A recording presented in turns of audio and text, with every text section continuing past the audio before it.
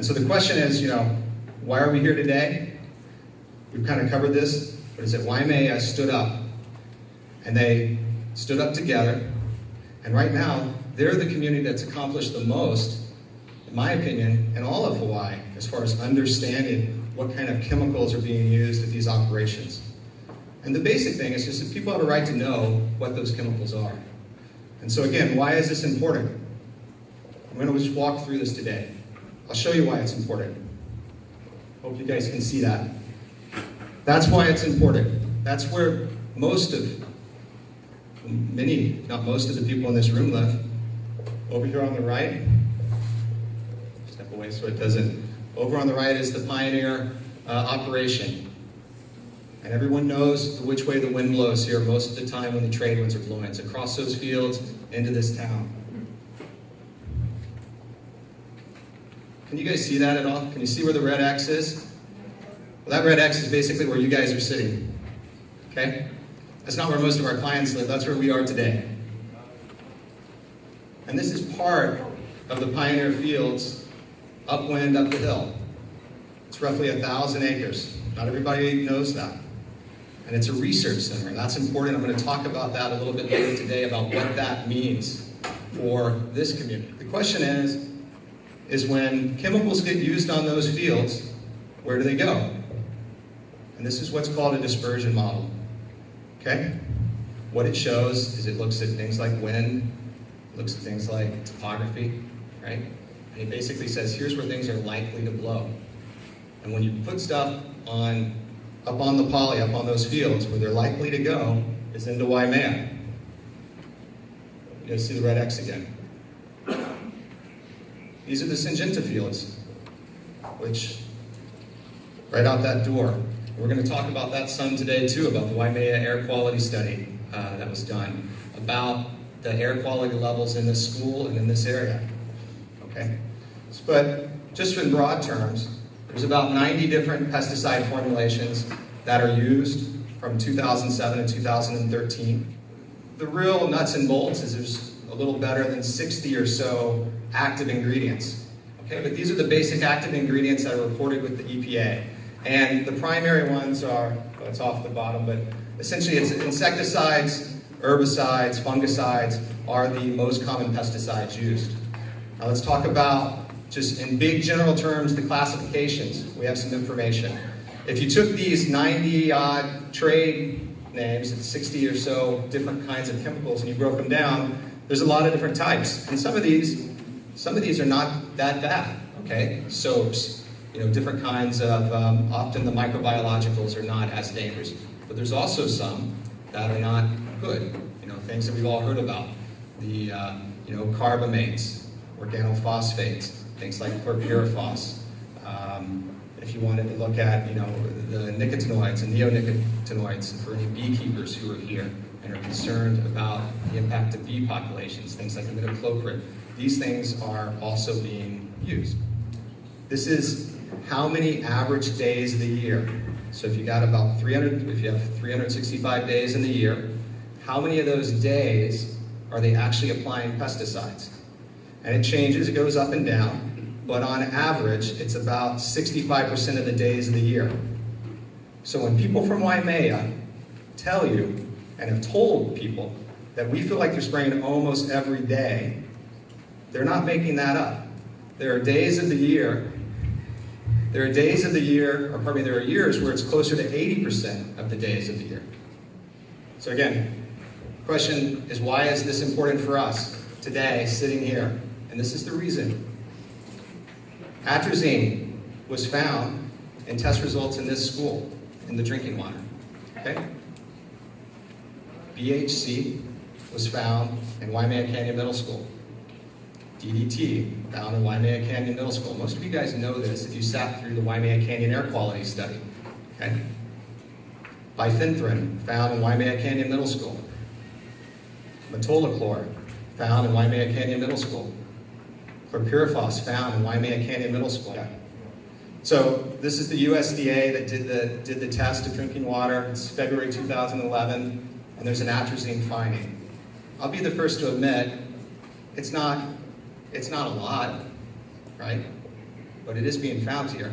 And the question then becomes, in fact, if any of you guys followed the studies on the atrazine and who sat through the conference that we had on atrazine, it doesn't take a whole lot to have some really nasty consequences. The historical model, it's been outdated for a long time, but is that if you have a little bit of something, it's not that bad. If you have a whole lot, it's going to poison you, right? Water's like that. You can die if you drink too much water. A little bit of water is not such a problem, right? So the more you get, the worse the impact. The problem is that chemicals in your body don't always work that way. And a good example is estrogen. If you have a little bit of estrogen, it makes women fertile. If you have a whole lot of estrogen, it's called birth control. So these chemicals, sometimes very small amounts, can have impacts. And then as the amount builds up in your body, your immune system kicks on and it pushes it out. And then you get more and more and it overwhelms your immune system, and then you can have another impact. If you have young rats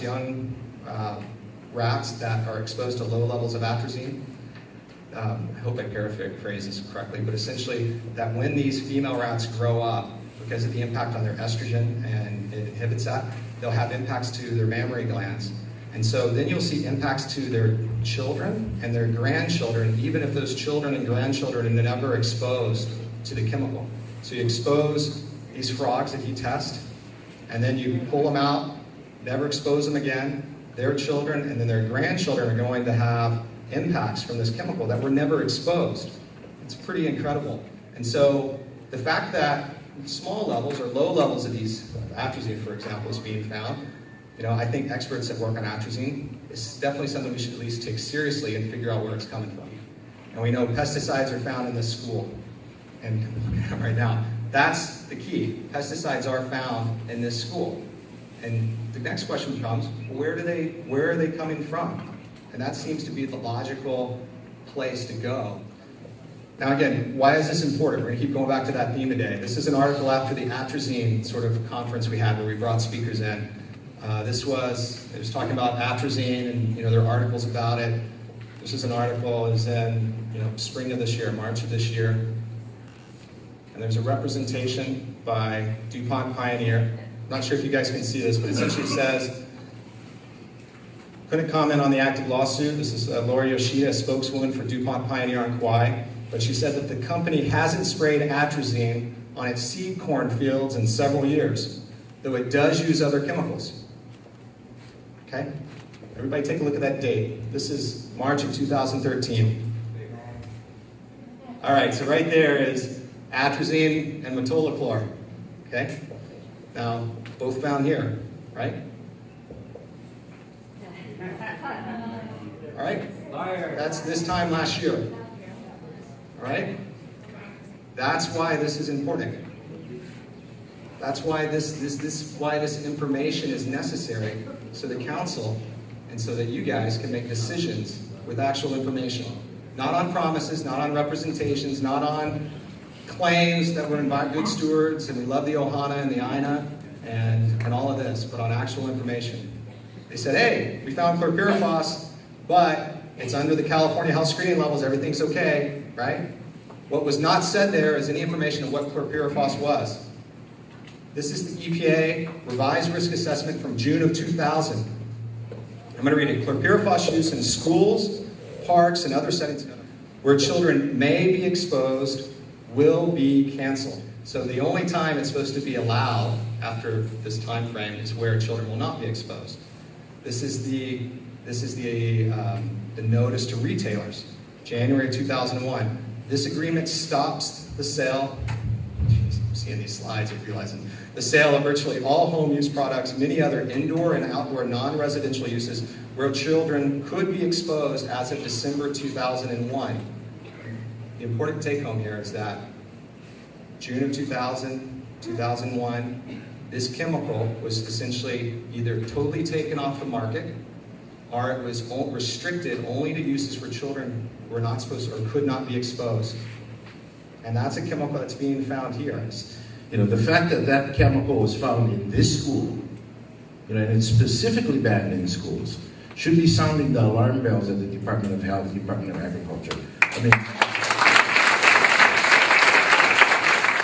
If you look at the actual Hawaii training materials on these same chemicals, though, for pesticide applicators, I don't know if you guys can see this in the back, I'll read it. Scientists, pesticide manufacturers, and the Environmental Protection Agency cannot yet be sure what the delayed effects of too much exposure to individual pesticides or combinations of pesticides may be. It may be years before there are clear answers on the effects of all the pesticides and combinations of pesticides in use today. Meanwhile, it makes good sense to reduce your exposure to all pesticides as much as possible. Again, this stuff, it's not safe, and it is in the school. If you don't want to take the state of Hawaii's word for it, you don't want to take my word for it, Pioneer tells its workers about these chemicals, and in their information it says, you know, pesticides can hurt you if it gets on your skin and your eyes, if you breathe them, if you swallow them. It can affect people in different ways. Children breathe more air per body weight because of how small they are, and the respiratory rates are higher. The point is that testing a rat, or a rabbit, or dog, or whatever, and testing one does not provide you with great information about how it's going to impact all the differences you see in this room, from little kids, to women, to men, to adults, to children. Short-term effects, long-term effects. Chronic effects from pesticides, cancer, liver damage. Again, it's not my slide. There's far more than these. Again, let's talk to Pioneer about how to protect ourselves. We can all wear long pants, long sleeve shirts, shoes, and socks if you're up there working. You also need to stay out, and this is very important, stay out of areas where pesticides are being applied. If pesticides drift to where you're working, leave the area. Okay? Kids can't leave this school, right? People in Waimea can't leave their homes. And if you don't know, you can't leave your work. If you work here, that's right. So again, it's not my slide. So what am I going to do if you're exposed? Well, if you're breathing pesticide vapors, please get to fresh air as soon as possible. All those same things can't be done. They're telling us, and there are clients in the room that I'm quoting, people who are sitting in this room, okay? And if I'm wrong, call me on it. They're telling us that they hear the tractors at night. And when they hear the tractors at night, they can smell the chemical smells. It comes in their homes. They can smell it. Their children are in bed. Okay? There's one couple in here who will tell you they hear the tractors at night. They go outside with their flashlight. They shine the flashlight up in the sky, and it's coming down like snowflakes onto this community. Okay? And I've sat through 64 depositions, almost 64. Kyle sat through some of them, of our clients. And client after client will testify under oath that they smell this sick, sweet odor that smells like bubble gum. Pioneer, I don't know if we brought a picture of bubble gum or not. Pioneer uses a masking agent called bubble gum. We have a picture of it taken right off of their field. Okay? And what they do is they put this bubble gum masking agent into the pesticide tank, and they're trying to mask the smell of the chemicals. Now, why would anyone want to mask the smell if they're taking the position that their chemicals don't drift? If you can smell it, it's at your house. If you can smell it down the road, it's where you are. Okay? And that bubble gum is being smelled all over this community. And maybe Kyle can pull it up. You'll see what it is. And you can Google it. Anybody wants to go Google bubble gum masking agent, you see it's specifically made. It's specifically made to mask chemical odors. And that's what they use. And client after client after client under oath testified they smelled it in the community. How is it getting there? Okay. How's it getting here to this school? This is what is said in court pleadings. This is recently. The use of agricultural pesticides, or chemicals, is by definition part of farming. And the essence of the Hawaii Right to Farm Act is that off-site impacts incident to farming are presumptively not tortious. Now, if you're not an attorney, all a tort is when someone else hurts somebody else. And what they're saying is that Hawaii law, the Right to Farm Act, that off-site impacts, if they're farming and they use chemicals and there's an off-site impact to this town, they're immune. That's what's being said in that sentence. And they're saying that they're protected by the Hawaii law. Well, that's if that were true, that's our job to try to beat that, right? That's our job. This bill's about information. It's not about throwing people out of work. It's not about making everybody healthy, really. It's about getting information so then we can make decisions, really so you guys can make decisions and the council can make decisions on a going forward basis. Let me just make one last point on this, is that, so at these meetings, no one wants to take people's jobs. In fact, we want these seed corn company workers to stand up with us, to say, we want our companies to disclose pesticides, right? If it's safe, we want them to have jobs, and we also want to know what you're spraying.